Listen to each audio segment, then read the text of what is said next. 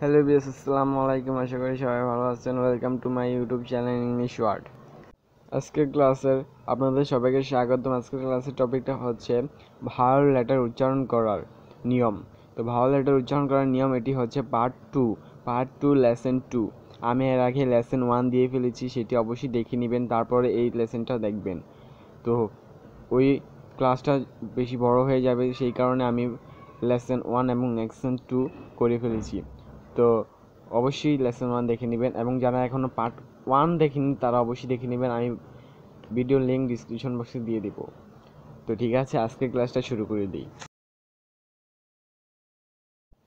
E I A দুটি vowel একসাথে থাকলে এই দুটি ভাওয়েলের উচ্চারণ কী হবে? এ দুটি ভাওয়েল একসাথে যদি থাকে তাহলে এই দুটি ভাওয়েলের উচ্চারণ 5 রকম হয়ে থাকে। সেগুলো হচ্ছে এ, এয়া, আই, এই, ই মানে ডাবল রশ্মি থাকবে। তো যাই হোক, তো কিছু নিয়মের মাধ্যমে আমরা জেনে নেব কখন কোনটা ব্যবহার হবে। সবগুলো তো আর একসাথে ব্যবহার হয় না। তো এক একটি করে আমি বলে দেব। তো আজকের রুল 6 থেকে শুরু করব। এর আগে লেসন 1-এ আমি রুল 5 পর্যন্ত রেখেছিলাম, তো এখন 6 থেকে শুরু করব। তো রুল 6 হচ্ছে ই আই এর পর যদি আর লেটার কিংবা জি এইচ ছাড়া অন্য কোনো কনসোনেন্ট লেটার থাকে তাহলে ই আই এর উচ্চারণ এ হয়। নিয়মটি আমি ভালোভাবে বুঝিয়ে দিচ্ছি। আপনারা কোনো ইংরেজি শব্দ যদি দেখেন ই আই কোন লেটার, এ দুটি ভাওয়েল ই আই এরপর যদি আর লেটার বা জি এইচ ছাড়া অন্য কোনো কনসোনেন্ট থাকে তবেই যায়া ই আই এর উচ্চারণ এ হবে। তো কিছু এক্সাম্পল ফলো করলে বিষয়টি ক্লিয়ার হয়ে যাবে। যেমন হ্যাফার। তো এখানে দেখুন হ্যাফার বলার সময় ই আই এর উচ্চারণ এ হচ্ছে। বাংলাটা ফলো করেন তাহলে বুঝতে পারবেন। বা পাশে আমি বাংলা লিখে দিয়েছি। দেখুন এ হচ্ছে মানে একার হচ্ছে। কেন হচ্ছে? কারণ দেখুন ই আই এর পর আর বা জি এইচ লেটার নেই, সেই কারণে ই আই এর উচ্চারণ এ হচ্ছে। তো হ্যাফার যেমন করে আমরা বলতে পারি আবার রেনডিয়ান। তো এখানে দেখুন রেনডিয়ান বলার সময় ই আই এর উচ্চারণ এখানে এ হচ্ছে। তো কেন হচ্ছে? কারণ দেখুন আর বা জিএস লেটার নেই, সেই কারণেই ই আই এর উচ্চারণ এখানে এ হচ্ছে, রেনডিয়ার। এবার আমরা জেনে নেব ই আই এর উচ্চারণ কখন এয়া হয়। তো রুল 7 হচ্ছে ই আই এর পর যদি আর লেটারটি থাকে তাহলে ই আই এর উচ্চারণ সেখানে এয়া হয়। নিয়মটি খেয়াল করুন। ই আই এর পর আর লেটারটি থাকলে, কোন লেটার আর লেটারটি থাকলে তখনই ই আই এর উচ্চারণ এয়া হয়। তো কিছু এক্সাম্পল ফলো করি। দেখুন এয়ারলেন্স। তো এখানে দেখুন এয়ারলেন্স বলার সময় ই আই এর উচ্চারণ এখানে এয়া হচ্ছে। পাশে বাংলা রেখে দিয়েছি, সেটি ফলো করলে অবশ্যই ভালোভাবে বুঝতে পারবেন। তো এখানে দেখুন ই আই এর উচ্চারণ এয়ার হচ্ছে, এয়া হচ্ছে। কেন হচ্ছে? কারণ দেখুন ই আই এর পর কোন লেটারটি রয়েছে? আর লেটারটি রয়েছে। তো নিয়মটিতে বলেছিলাম আমি ই আই এর পর আর লেটারটি থাকলে ই আই এর উচ্চারণ এয়া হয়। তো এয়ারলাইন্স অর্থ উত্তরাধিকারী। ই আই এর উচ্চারণ কখন আই হয়? তো ই আই এর উচ্চারণ এটি দুইটি নিয়ম আছে।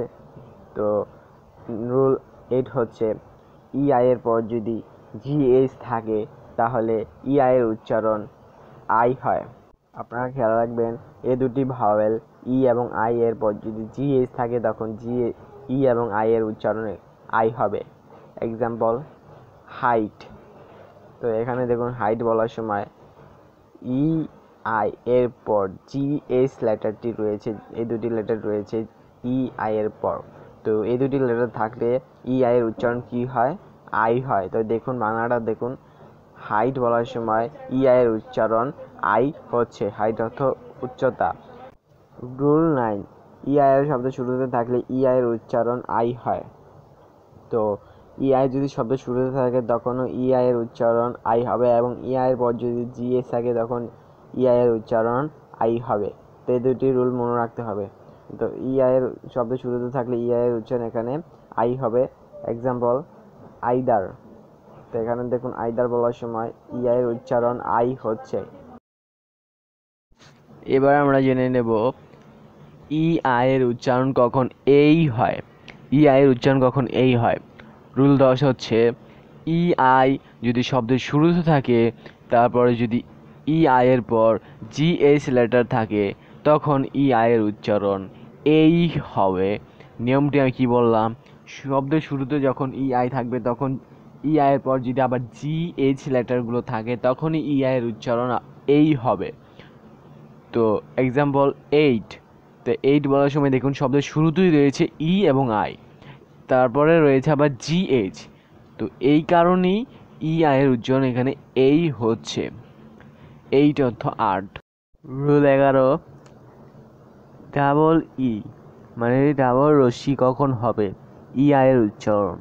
শব্দের মাঝে যখন ই আই থাকবে তখন ই আয়ের উচ্চারণ ডাবল ই বা রশ্মি হয়।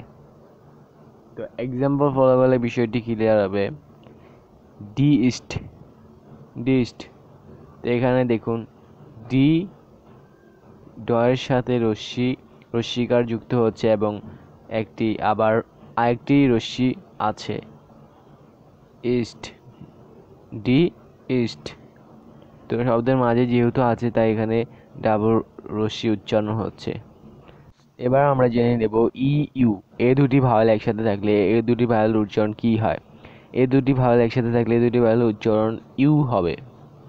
তো রুল 13 হচ্ছে ই ইউ, এ দুটি ভাওয়েল একসাথে থাকলে এরপর যদি কনসোনেন্ট লেটার থাকে তাহলে ই এবং ইউর উচ্চারণ ইউ হয়। এক্সাম্পল ফিউডালিজম, তো এখানে দেখুন ফিউডালিজম বলার সময় ই এবং ইউর উচ্চারণ ইউ হচ্ছে। বাংলাটা খেয়াল করলে বুঝতে পারবেন ভালো মতন।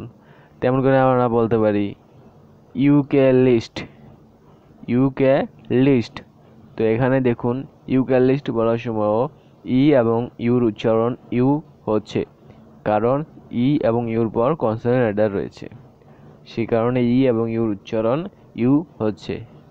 রুল 13, ই এরপর ও ভাওয়েলটি থাকলে এই দুটি ভাওয়েলের উচ্চারণ কি হয়, ই এবং ও এর উচ্চারণ এখানে কি হবে, ও এবং ই এবং ও এর উচ্চারণ এখানে ই ও হবে, ই ও।